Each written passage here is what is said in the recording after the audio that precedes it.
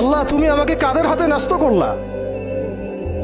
ইলা আদুইন বাঈদিন ইয়াতাহাজ্জামুনি, আমাকে ঘর থেকে এত দূরে এনে, সেই মক্কা থেকে কত দূরে, আমাকে ঘর থেকে এত দূরে নিয়ে এসে আল্লাহ তুমি তোমার শত্রুদের হাতে আমাকে ন্যস্ত করলা। ইয়াতাহাজ্জামুনি, যারা চতুর্দিক থেকে আমাকে পাথর মারতেছে। কি আবেগ দোয়ার মধ্যে, কি ভাষা, কি লফজ। ইলা আদুইন বাঈদিন ইয়াতাহাজ্জামুনি, তুমি আমাকে আল্লাহ ঘর থেকে বের করে এত দূরে নিয়ে আসলা, শত্রুদের হাতে সোপর্দ করলা, তারা আমাকে চতুর্দিক থেকে পাথর মারতেছে।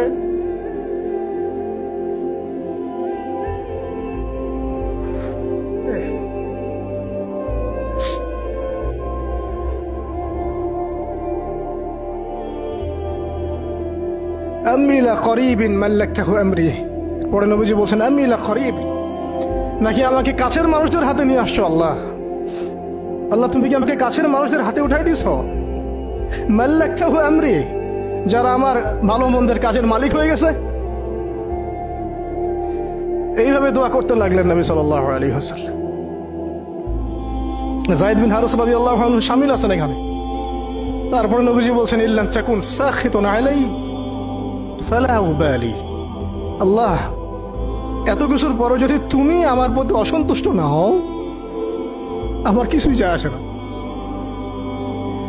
আল্লাহ এত কিছু হয়ে গেল, এরপরে যদি তুমি আমার উপর অসন্তুষ্ট না হও, অন্তত আমার কিছুই যায় আসে না। আলহামদুলিল্লাহ। ইল্লাম তাকুন সাখিতুন আলাই ফালা উবালি, তুমি যদি আমার উপর আল্লাহ অসন্তুষ্ট না হও, তোমার কাছে আমি ঠিক থাকতে পারি, তোমার কাছে আমার অবস্থান ঠিক থাকে আল্লাহ, ফালা উবালি, আমি এসবের কোনো কিছুর পরোয়া করি না। কিভাবে বুঝবেন এই ভাষা শব্দগুলো?